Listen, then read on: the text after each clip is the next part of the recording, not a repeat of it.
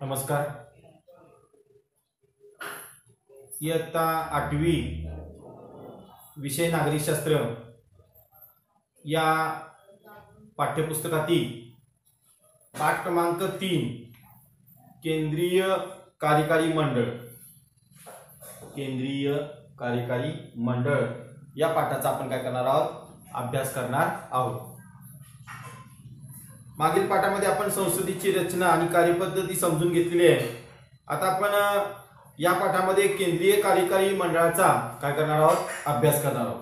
आणि त्यामुळे पहिला मुद्दा सर्वांनी लिहून घ्यायचा आहे, संघ शासनाची रचना. पहिला मुद्दा लिहून घ्यायचा आहे, संघ शासनाची रचना. आता संघ शासन म्हणजे केंद्र शासन आणि संघ शासनाचे जे घटक आहेत ते याप्रमाणे आहेत.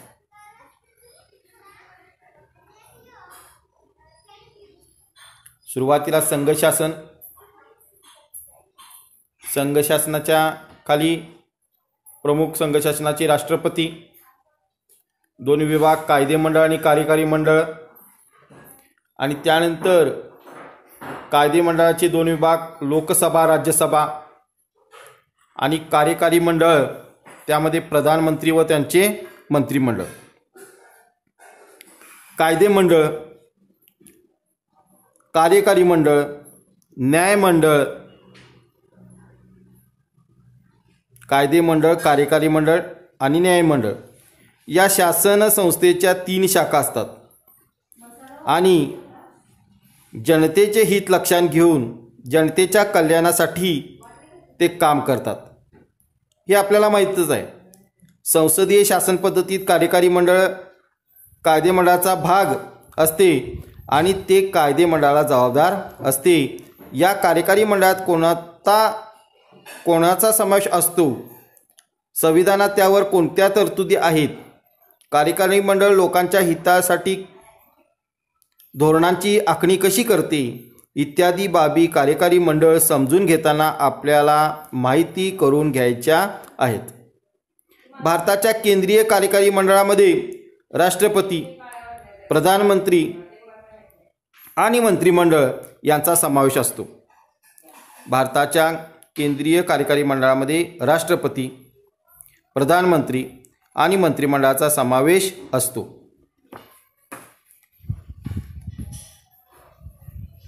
मुद्दा लिहून घ्यायचा सर्वांनी. पहिला मुद्दा, राष्ट्रपती. भारताच्या संविधानाच्या तरतुदीनुसार राष्ट्रपती हे सर्वोच्च राष्ट्रप्रमुख आहे. भारतातील सर्वोच्च पद म्हणजे कोणतं, राष्ट्रपती. देशाचे पहिले नागरिक. जसे गावामध्ये जसे ग्रामपंचायत असते आणि सरपंच हे प्रमुख असतात. गावाचे प्रथम नागरिक म्हणून सरपंच यांचा उल्लेख केला जातो. तशा पद्धतीनं देशाचे सर्वोच्च अधिकारी म्हणजे राष्ट्रपती, राष्ट्रप्रमुख, त्यांना राष्ट्रप्रमुख आहे. राष्ट्रपती हे सर्वोच्च राष्ट्रप्रमुख आहे. राष्ट्रपतींचे पद अतिशय सन्मानाचे आणि प्रतिष्ठेचे असून ते भारतीय प्रजासत्ताकाचे प्रतिनिधित्व करतात. संविधानाने देशाची संपूर्ण कार्यकारी सत्ता राष्ट्रपतींच्याकडे दिली आहे आणि देशाच्या कारभारात राष्ट्रपतींच्या नावाने चालतो. आपल्या देशाचा कारभार राष्ट्रपतींच्या नावाने चालतो. असे असले तरी प्रत्यक्ष व्यवहार कोण करत असते, प्रधानमंत्री व त्यांचे मंत्रिमंडळ करत असते. आणि त्यामुळे राष्ट्रपती हे नामधारी संविधानात्मक प्रमुख आहे. राष्ट्रपती हे नामधारी संविधानात्मक प्रमुख आहे. तर प्रधानमंत्री हे कार्यकारी प्रमुख आहे. परीक्षित प्रश्न येणार, राष्ट्रपतींना नामधारी संविधानात्मक प्रमुख असे का म्हटले जाते. आता राष्ट्रपतींची आपण काय करूया, निवड कशी होते आपण बघूया. मुद्दा लिहून घ्यायचा आहे, राष्ट्रपतींची निवड. राष्ट्रपतींची निवड भारतीय जनतेकडून अप्रत्यक्षरित्या होते.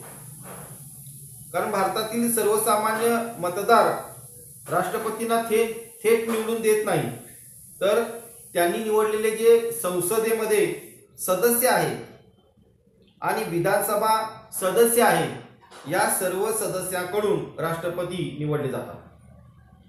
संसद सदस्य आणि विधानसभा सदस्य यांच्या गटाला निर्वाचित मंडळ असे म्हणतात.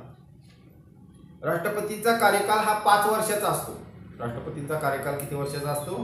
5 वर्षाचा असतो. राष्ट्रपती पदाची निवडणूक लढवणारा व्यक्ती पहिली अट आहे तो भारताचा नागरिक असावा. त्यांचे वय 35 वर्ष पूर्ण असावे. राष्ट्रपती पदावर निवड झालेल्या व्यक्तीला आपले पद स्वीकारताना शपथ घ्यावी लागते आणि त्यानुसार संविधानाचे संरक्षण करण्याची आणि संविधानानुसार राज्यकारभार होत आहे की नाही हे पाहण्याची जबाबदारी कुणावर असते? राष्ट्रपतींच्यावरती असते. मंत्रिमंडळाने दिलेल्या सल्ल्यानुसार राष्ट्रपती राज्यकारभार पाहत असतात. मंत्रिमंडळ सल्ला देत असते आणि त्या सल्ल्यांच्या नुसार प्रधानमंत्री व त्यांचे मंत्रिमंडळ त्यांच्या सल्ल्यानुसार राष्ट्रपती काय करत असतात? राज्यकारभार बघत असतात. संविधानाचे रक्षण करण्याची जबाबदारी राष्ट्रपतींची असते, परंतु एखादे वर्तन संविधानाचा भंग करणारे ठरल्यास राष्ट्रपतींना त्यांच्या पदावरून दूर करण्याचा अधिकार हा कोणाला असतो? संसदेला असतो. आणि राष्ट्रपतींना पदावरून दूर करण्याचा अधिकार संसदेला असतो. त्याची जी प्रक्रिया आहे त्याला महाभियोग असे म्हणतात. त्याला काय म्हणतात? महाभियोग असे म्हणतात.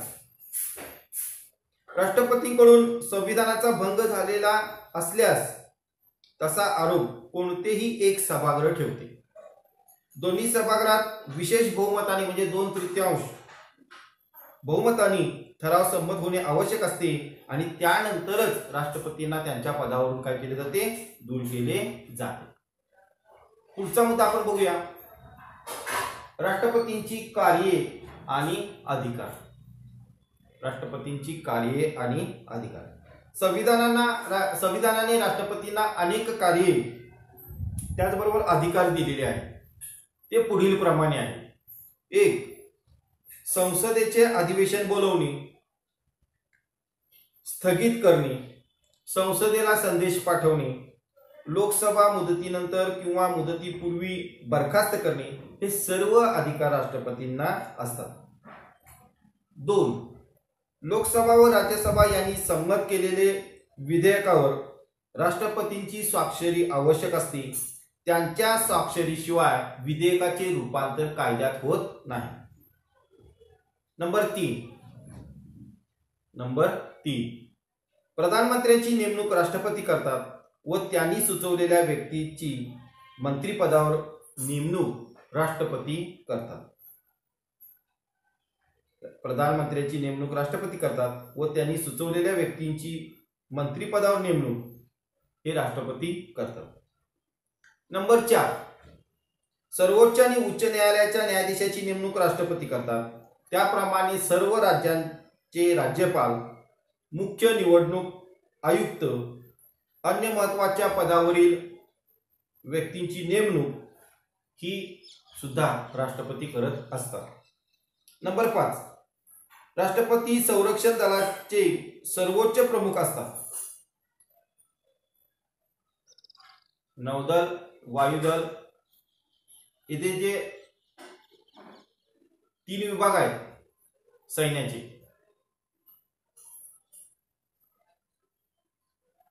आर्मी, नेव्ही आणि एअरफोर्स. आर्मी, नेव्ही आणि एअरफोर्स या तिन्ही दलाचे जे सर्वोच्च अधिकारी आहेत त्या अधिकाऱ्यांची नेमणूक कोण करत असतात? राष्ट्रपती करत असतात. नंबर 6 राष्ट्रपतींना काही न्यायालयीन अधिकार असतात. उदाहरणार्थ एखाद्या व्यक्तीची शिक्षा कमी करणे, शिक्षेची तीव्रता कमी करणे, अपवादात्मक परिस्थितीत मानवतावादी भूमिकेतून शिक्षा कमी करण्याचा किंवा रद्द करण्याचा अधिकार सुद्धा राष्ट्रपतींना असतो. नंबर 7 देशात संकटकालीन परिस्थिती उद्भवल्यास राष्ट्रपती आणीबाणी देशामध्ये जाहीर करतात. हाही अधिकार त्यांना असतो. संविधानात 3 प्रकारच्या आणीबाणी सांगितलेल्या आहेत. 1 राष्ट्रीय आणीबाणी, 2 घटक राज्यांची आणीबाणी, 3 घटक राज्यांची आणीबाणी किंवा राष्ट्रपती राजवट आणि 3 आर्थिक आणीबाणी. राष्ट्रपतींच्या अनुपस्थितीत त्यांची सगळी कामे उपराष्ट्रपती करत असतात. उपराष्ट्रपतींची निवड संसदेच्या दोन्ही सभागृहाच्या सदस्याकडून होत असते.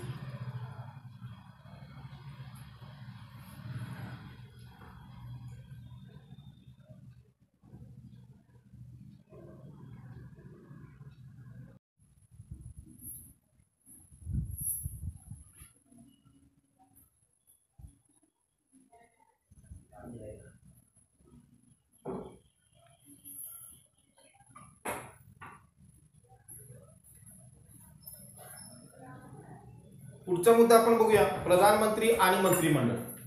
प्रधानमंत्री आणि मंत्रिमंडळ. राष्ट्रपती संविधानात्मक प्रमुख असतात आणि त्यांच्या हाती नाममात्र सत्ता असते. प्रत्यक्षात कारभार प्रधानमंत्री व त्यांचे मंत्रिमंडळ राज्यकारभार चालवत असते. हे आपण बघितलेलं आहे. आता निवडणुकीमध्ये बहुमत मिळवलेला जो पक्ष आहे, निवडणुका होतात दर 5 वर्षानंतर आणि निवडणुकीमध्ये लोक मतदान करतात. मतदान केल्यानंतर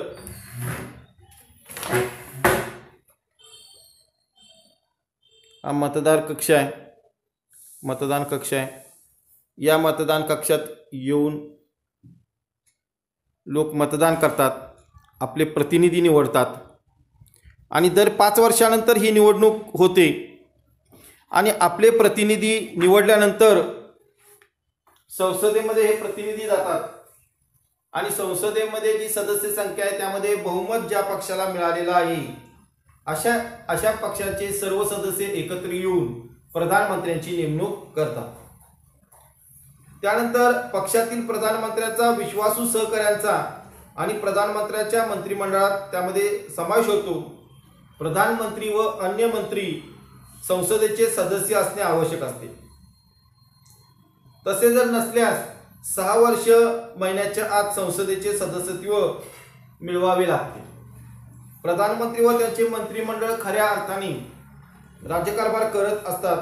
याचाच अर्थ राज्यकारभाराची वास्तव सत्ता प्रधानमंत्री व मंत्रिमंडळांच्याकडे असते.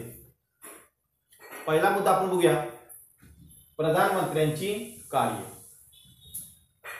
प्रधानमंत्र्यांची कार्य. 1.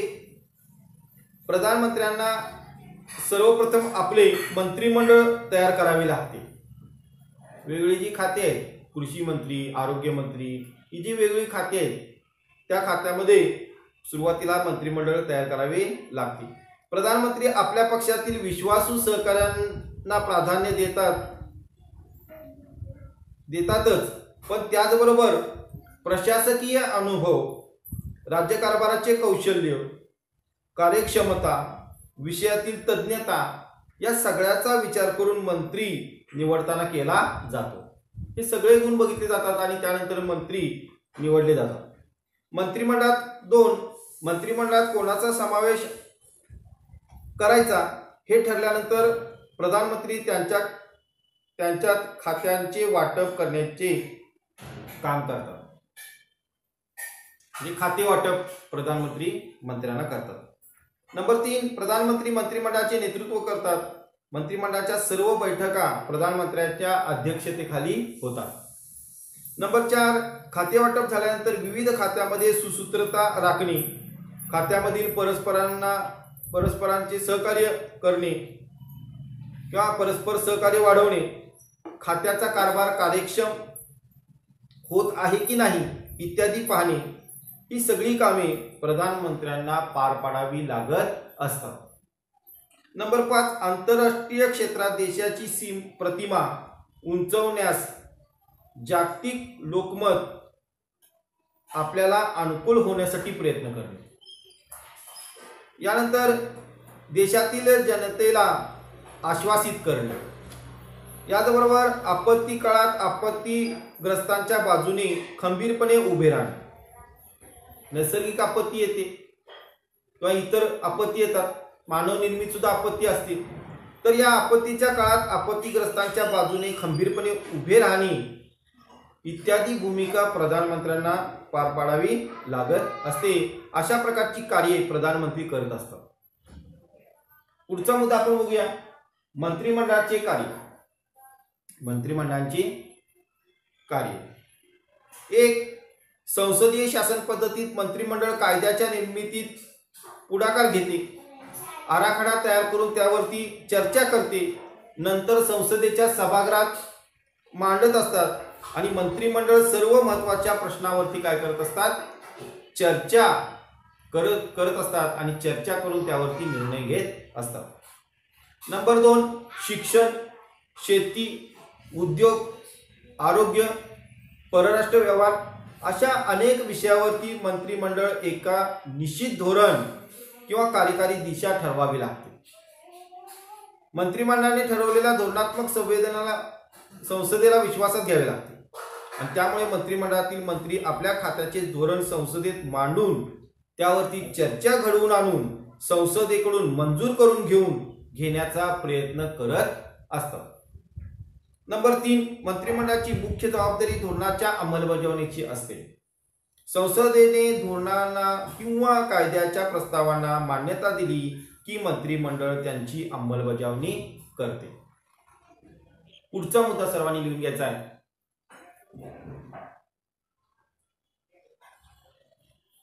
संसद मंत्रिमंडळावर कसे नियंत्रण ठेवते. संसद मंत्रिमंडळावर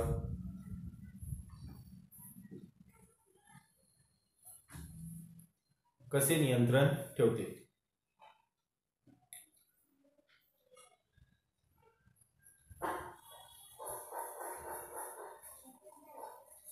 संसदीय शासन पद्धतीत संसद मंत्रिमंडळावरती नियंत्रण ठेवण्याचा प्रयत्न करत असते. कायद्याची किंवा धोरणाची निर्मिती, अंमलबजावणी किंवा त्यानंतरच्या काळातील संसदीय मंत्रिमंडळावरती नियंत्रण ठेवते. ती पुढील प्रमाणे आहे. त्यातला पहिला मुद्दा आहे चर्चा आणि विचार विनिमय. चर्चा आणि विचार विनिमय.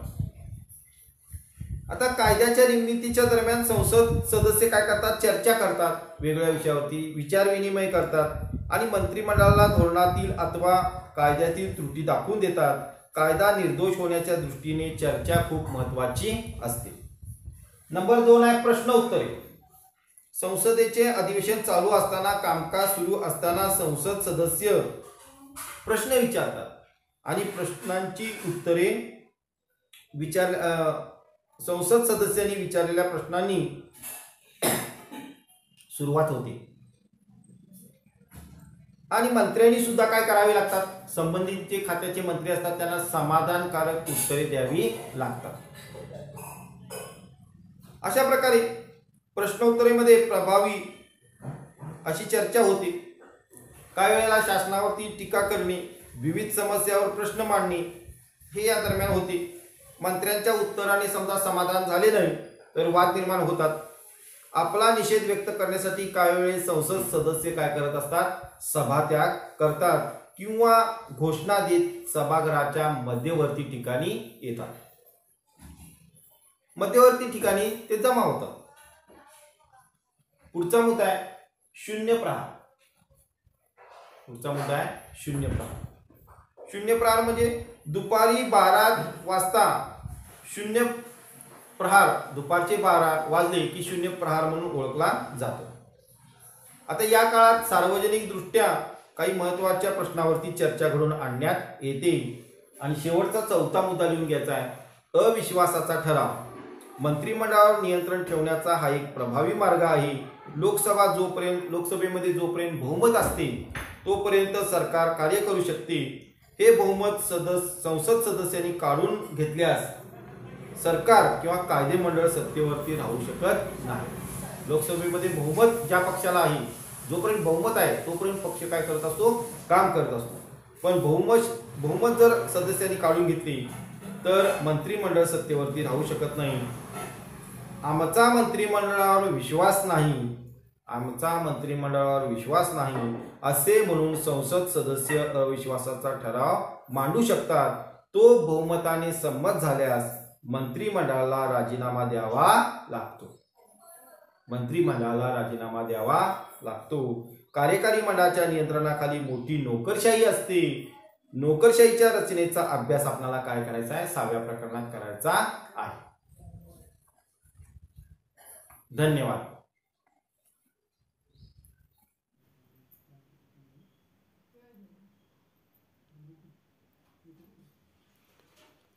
इयत्ता 8वी इतिहास व नागरिकशास्त्र या पाठ्यपुस्तकातील नागरिकशास्त्राचा पाठ क्रमांक 3 केंद्रीय कार्यकारी मंडळ या पाठाचं आपण वाचन बघणार आहोत. विद्यार्थी मित्रांनी पाठ्यपुस्तकातील पाठ क्रमांक 3 काढायचा आहे.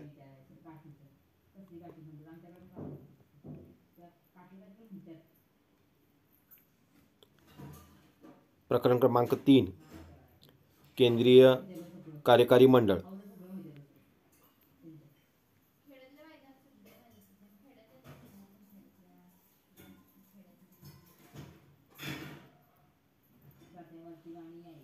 मागील पाठात आपण केंद्रीय पातळीवरील कायदे मंडळाचा म्हणजे संसदेची रचना आणि कार्यपद्धती समजून घेतली. या पाठात आपण केंद्रीय कार्यकारी मंडळाचा अभ्यास करणार आहोत. संघ शासनाची रचना. संघ शासन म्हणजे केंद्र शासन. संघ शासनाचे खालील घटक आहेत: संघ शासन, राष्ट्रपती, कायदे मंडळ, कार्यकारी मंडळ. कायदे मंडळ, लोकसभा, राज्यसभा. कार्यकारी मंडळ, प्रधानमंत्री व मंत्रिमंडळ. कायदे मंडळ, कार्यकारी मंडळ आणि न्यायमंडळ या शासन संस्थेच्या 3 शाखा असतात आणि जनतेचे हित लक्षात घेऊन जनतेच्या कल्याणासाठी ते काम करतात. हे तुम्हाला माहीत आहे. संसदीय शासन पद्धतीत कार्यकारी मंडळ कायदे मंडळाचा भाग असते आणि ते कायदे मंडळाला जबाबदार असते. रमा. राष्ट्रपती हे नामधारी प्रमुख आणि प्रधानमंत्री हे कार्यकारी प्रमुख आहेत. या दोन्ही पदावरील व्यक्तीमध्ये कशा प्रकारचे संबंध असतील बरे? विद्या. मला असे वाटते की प्रधानमंत्री राष्ट्रपतींना नियमितपणे भेटतात आणि ते कसा राज्यकारभार करत आहेत याची माहिती देतात. होय, बरोबर आहे. देशाचा राज्यकारभार आणि नवनवीन कायदे, धोरणे यांची माहिती प्रधानमंत्री राष्ट्रपतींना देत असतात. किंबहुना अशी माहिती मिळवण्याचा राष्ट्रपतींना अधिकार आहे.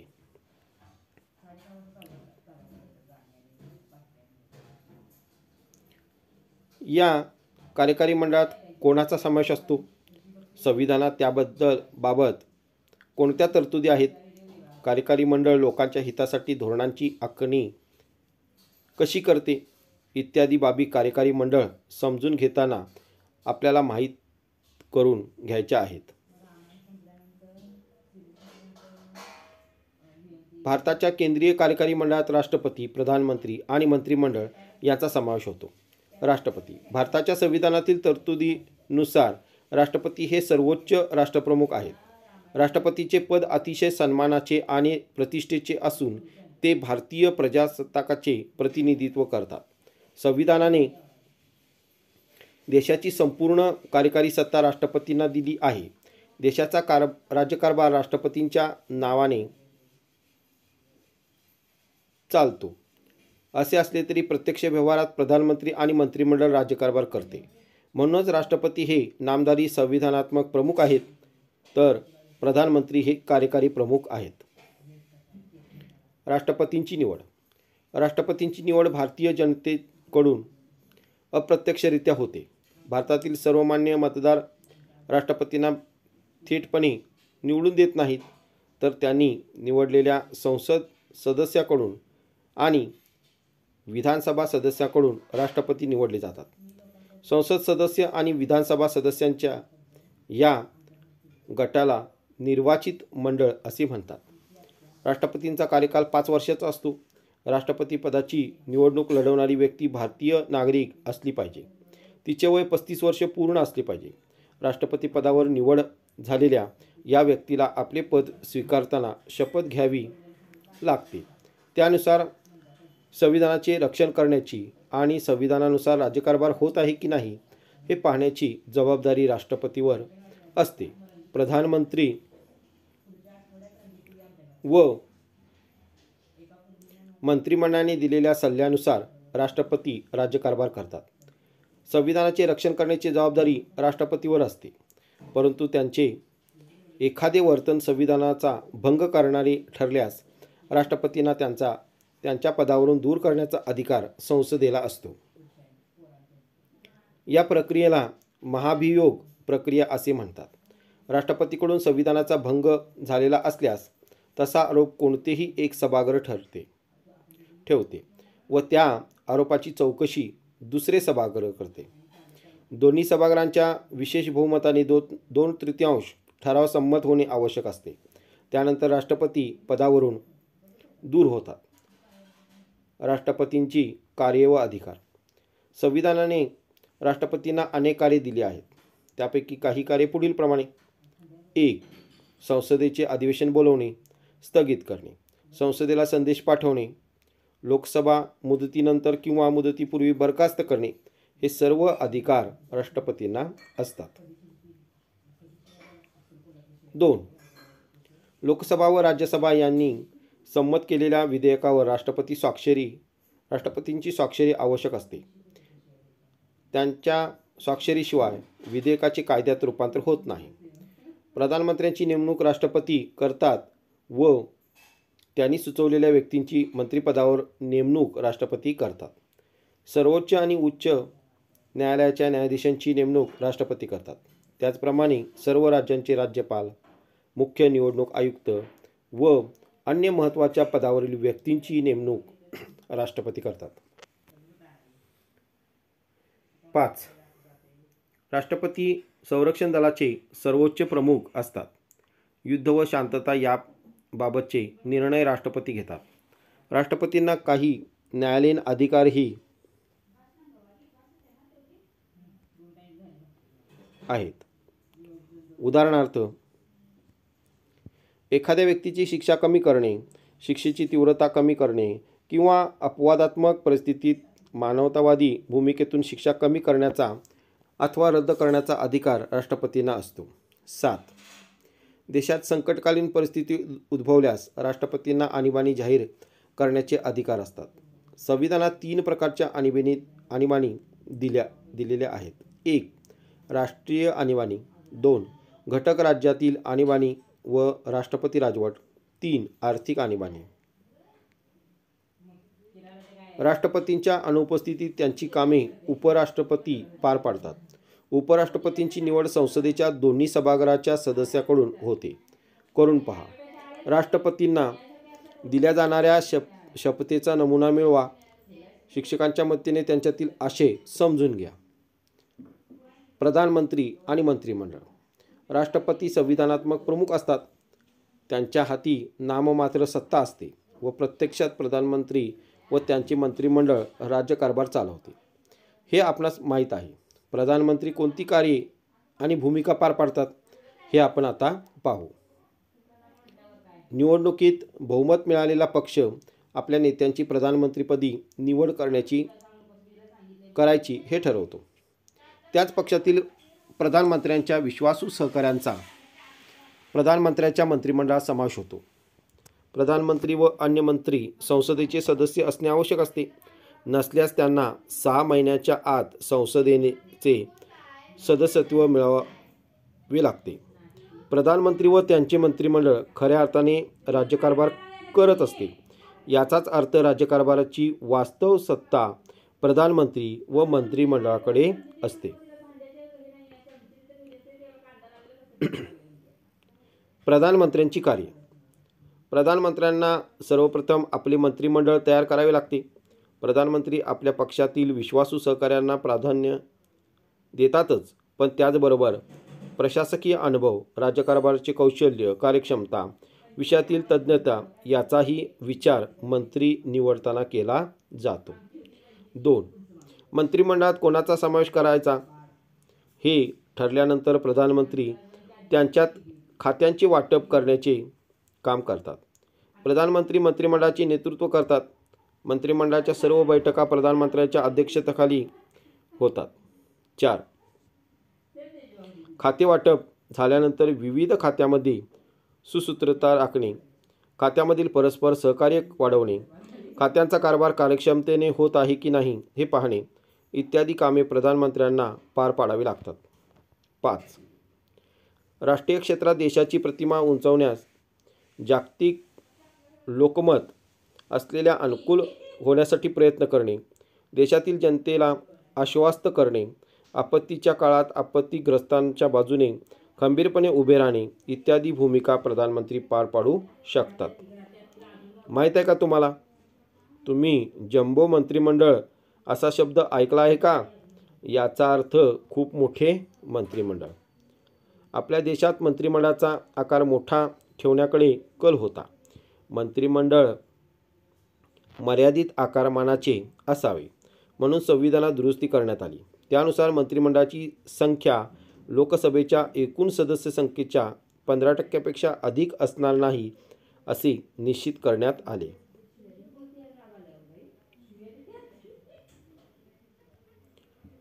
मंत्रिमंडळाची कार्ये. संसदीय शासन पद्धतीत मंत्रिमंडळ कायद्याच्या निर्मितीत पुढाकार घेते, त्यांचा आराखडा तयार करून त्यावर चर्चा करते आणि नंतर ते संसदेच्या सभागृहात मांडले जाते. मंत्रिमंडळ सर्व महत्त्वाच्या प्रश्नावर चर्चा करून निर्णय घेते.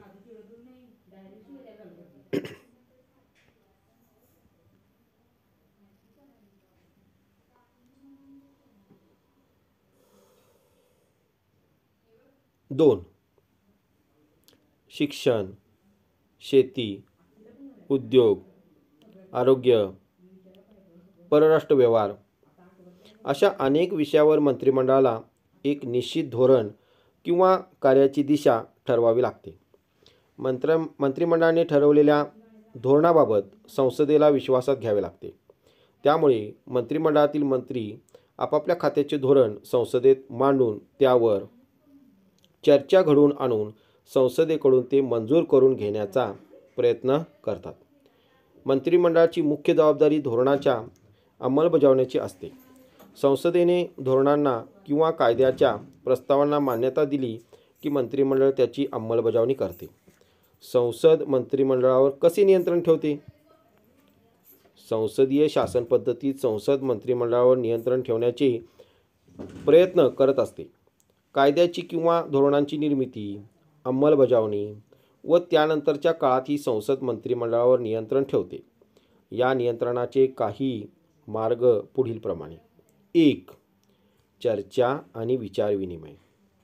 कायद्याच्या निर्मितीच्या दरम्यान संसद सदस्य चर्चा आणि विचारविनिमय करून मंत्रिमंडळाला धोरणातील अथवा कायद्यातील त्रुटी दाखवून देतात. कायदा निर्दोष होण्याच्या दृष्टीने ही चर्चा खूप महत्त्वाची असते. प्रश्नोत्तरे.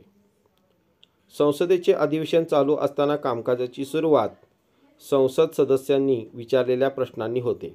या प्रश्नांना संबंधित मंत्र्यांनी समाधानकारक उत्तरे द्यायची असतात. प्रश्नोत्तरे हा मंत्रिमंडळावर नियंत्रण ठेवण्याचा एक अतिशय प्रभावी मार्ग आहे. शासनावर टीका करणे, विविध समस्यावर प्रश्न मांडणे हे या दरम्यान होते. मंत्र्यांच्या उत्तराने समाधान न झाल्यास वाद निर्माण होऊ शकतात. आपला निषेध व्यक्त करण्यासाठी काही वेळेस संसद सदस्य सभात्याग करतात किंवा घोषणा देत सभागृहाच्या मध्यवर्ती ठिकाणी जमा होतात.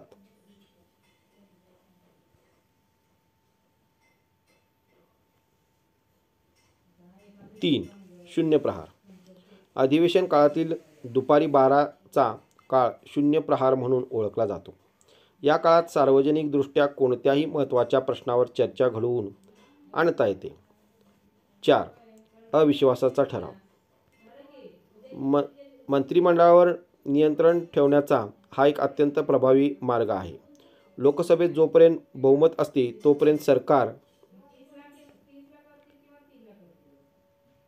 चर्चा करू शकते.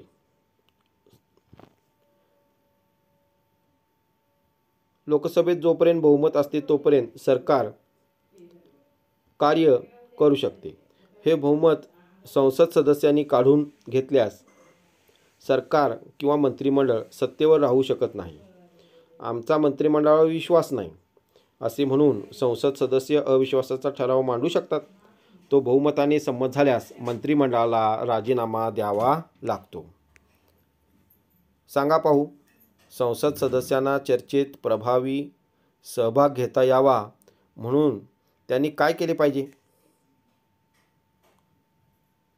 कार्यकारी मंडळाच्या नियंत्रणाखाली मोठी नोकरशाही असते. नोकरशाहीच्या रचनेचा अभ्यास आपण 6व्या प्रकरणात करणार आहोत.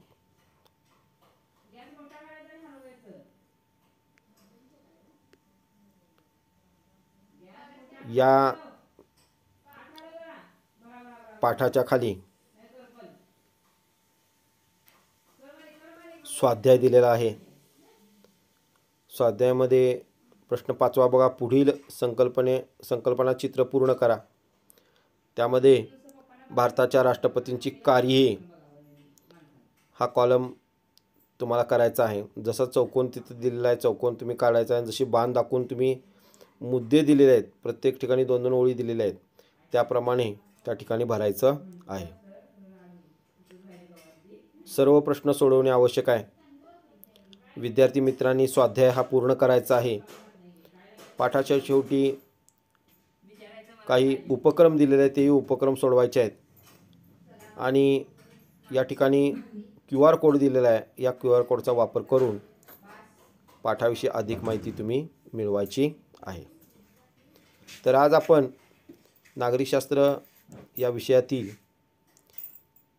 पाठ क्रमांक 3 केंद्रीय कार्यकारी मंडळ या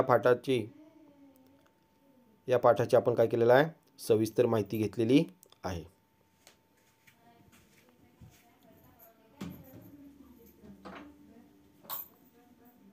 अनुक्रमणिका बघायची आहे. विषय नागरिकशास्त्र, संसदीय शासन पद्धती, अनुक्रमणिका.